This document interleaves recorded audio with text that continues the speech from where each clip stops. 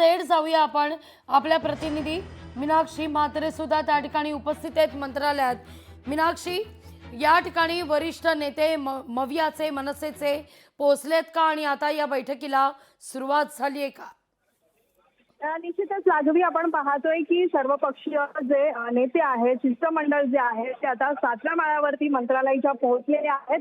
आपण ते की परिषद सभागृह क्रमांक 5 या ठिकाणी हे सगळे नेते जे आहेत ते उपस्थित राहिलेले आहेत। सध्या जर आपण पाहिलं तर हे सर्व शिष्टमंडळ जे आहे ते निवडणुका पारदर्शकपणे पार पडावा या सगळ्या अनेक मुद्द्यांना धरून जे आहेत ते आता जे निवडणूक अधिकारी आहेत त्यांची भेट घेणार आहेत। एकंदरीतच चोक्कलिंगम यांच्या दालनामध्ये काही वेळापूर्वीच आपण पाहतोय की वरिष्ठ अधिकाऱ्यांची बैठक देखील झालेली आहे आणि त्याच अनुषंगाने जे जे मुद्दे उपस्थित केले जातील या मुद्द्यांना कसं टॅकल करायचं, काय उत्तरं द्यायची यावरतीच एकंदरीतच ही चर्चा झालेली आहे। त्यामुळे या भेटीला आपण पाहतोय की शिवसेना ठाकरे गटाचे उद्धव ठाकरे असतील, मनसेचे अध्यक्ष राज ठाकरे असतील, यासोबतच आपण पाहतोय की काँग्रेसकडनं वर्षा गायकवाड असतील, बाळासाहेब थोरात असतील, हे सगळेच नेते जे आहेत ते उपस्थित झालेले आहेत। आणि आता आपण पाहतोय की सर्वपक्षीय शिष्टमंडळ जे आहे ते या ठिकाणी निवडणूक अधिकारी चोक्कलिंगम यांच्या दालनामध्ये भेट घेणार होते, पण सध्या आता ही भेट जी आहे ती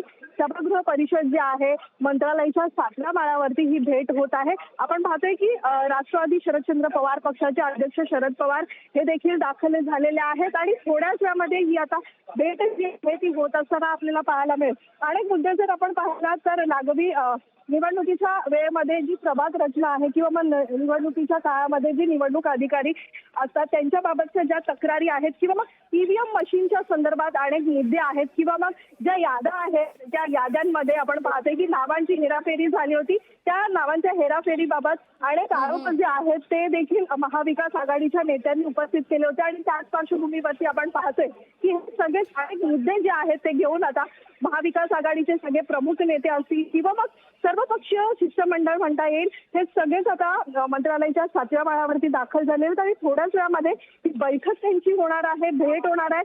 त्यामुळे एकंदरीत काय नेमके महत्वाचे मुद्दे मानले जातात आणि आता निवडणूक अधिकारी चोक्कलिंगम यांच्या कशा पद्धतीने त्यांना उत्तर दिलं जातं ह्याकडे आता सगळ्यांचं लक्ष लागलेलं सगळ्यात आहे। महत्वाचं म्हणजे या ठिकाणी सुरुवातीला असं म्हटलं जात होतं की चोक्कलिंगम यांच्या दालनामध्ये हे शिष्टमंडळ भेट घेईल, चर्चा होईल, पण आता मात्र ते दालन नसून 7व्या मजल्यावर ही भेट होत असल्याची बातमी तुम्ही देताय।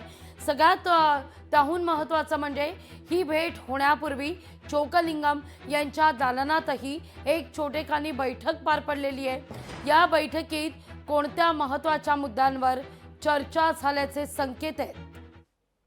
निश्चितच, कारण सर्वपक्षीय शिष्टमंडळ येत असताना आपण तशी तयारीत राहावं यासाठीची ही बैठक पार पडलेली आहे। त्यामुळे एकूणच आपण पाहतोय की सर्वपक्षीय शिष्टमंडळ मंत्रालयामध्ये येण्यापूर्वीच निवडणूक अधिकारी चोक्कलिंगम यांच्या मध्ये अनेक अधिकाऱ्यांची बैठक झालेली आहे। त्यामुळे ज्यावेळी जे जे प्रश्न उपस्थित या शिष्टमंडळाच्या वतीनं केले जातील त्यांना कसं उत्तर द्यायचं त्याची तयारी ही एकंदरीतच केली असावी। त्यामुळे ही बैठक जी आहे ती पार पडली आणि त्यानंतर चोक्कलिंगम हे थेट 7व्या माळ्यावरती पळत आले होते।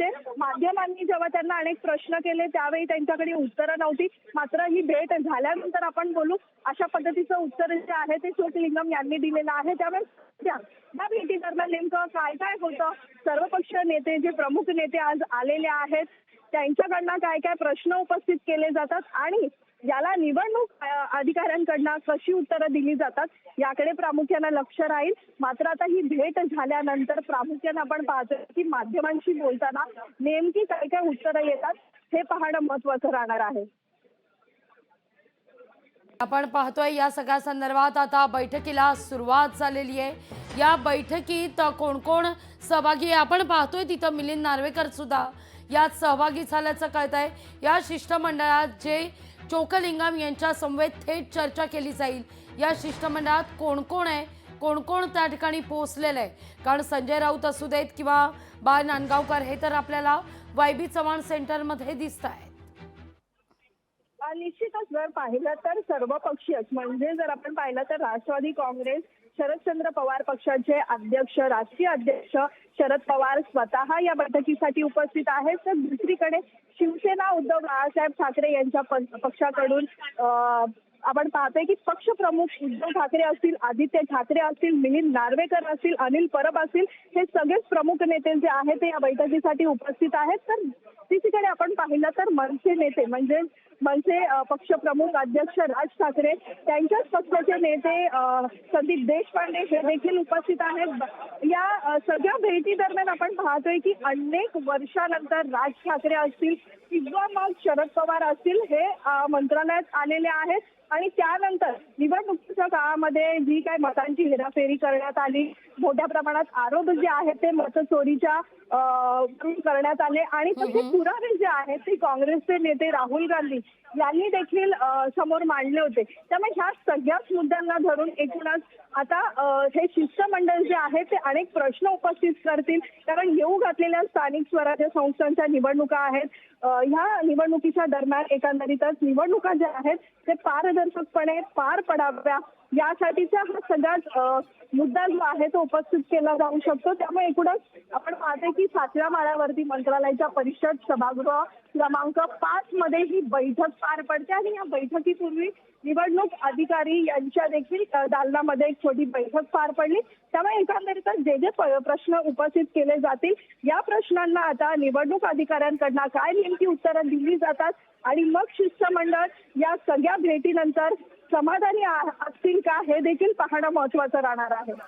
अगदी मीनाक्षी, असं म्हटलं जात होतं की साधारणतः दिवाळीनंतर महापालिका निवडणुका लागतील किंवा स्थानिक स्वराज्य संस्थांच्या निवडणुका लागतील, पण आता मात्र दुबार या ठिकाणी असलेली मतनोंदणी असू दे, उमेदवारांची नावं असू दे किंवा मतदार यादीतील घोळ किंवा पारदर्शकपणा, हा मुद्दा जेव्हा मवियाकडून, विरोधकांकडून, मनसेकडून उपस्थित केला जातोय त्यावेळी मात्र आता पुन्हा याला चाळ लावली जाणार का? काही काळ पुन्हा मागितला जाऊ शकतो का की जानेवारीत निवडणुका या अटळ? निश्चितच खरं तर स्थानिक स्वराज्य संस्थांच्या निवडणुकीचा बिगुल जो आहे तो कधीही वाजू शकतो. असं असताना आपण पाहतोय अद्यापही तारीख जी आहे ती जाहीर झालेली नाहीये आणि त्यापूर्वी या शिष्टमंडळाकडनं भेट घेतली जाते. त्यामुळे त्या निवडणुका एकंदरीतच पारदर्शकपणे पार पडावा यासाठीचा हा सगळा मुद्दा आहे. आणि त्यामुळे अनेक जे आरोप जे आहेत करण्यात आले होते निवडणुकीच्या पार्श्वभूमीवरती, प्रभाग रचनेचा मुद्दा असेल किंवा मग ज्या याद्यांमध्ये जी नावांची हेराफेरी करण्यात आली किंवा मग एकाच व्यक्तीची 4-4 मतं जी आहेत ती याद्यांमध्ये पाहायला मिळाली. त्यामुळे एकूणच ईव्हीएम मशीनचा मुद्दा असेल किंवा मग ज्या मशीन निवडणुकीच्या वेळीमध्ये बंद पडल्या जातात त्या सगळ्या कशा सॉर्ट आउट कराव्या, ह्या सगळेच अनेक मुद्दे आहेत आणि याच मुद्द्यांना धरून आता ह्या सर्वपक्षीय शिष्टमंडळाकडनं अनेक प्रश्न जे आहेत ते विचारले जाऊ शकतात. त्यामुळे एकूणच महत्वाचे प्रश्न काय काय घेतले जाऊ शकतात. राज ठाकरे प्रामुख्याने आपण पाहतोय की वारंवार हे आरोप करत आले.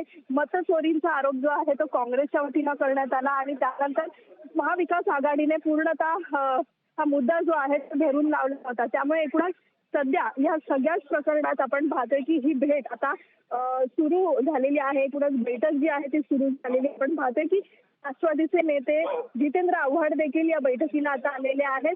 त्यामुळे एकूणच महत्वाचे मुद्दे आता काय काय घेतले जातात यांना आता निवडणूक अधिकाऱ्यांकडनं नेमकं कसं टॅकल केलं जातं, काय काय उत्तरं दिली जातात हे देखील पाहणं महत्वाचं राहणार आहे. मीनाक्षी, या सगळ्या घडामोडीनंतर तिथं आपण दृश्य पाहतोय YB चव्हाण सेंटरमध्ये संयुक्त पत्रकार परिषद सुद्धा होईल आणि या पत्रकार परिषदेच्या माध्यमातून खरं तर लोकशाही मराठी ऐका, पहा, जागरूक रहा.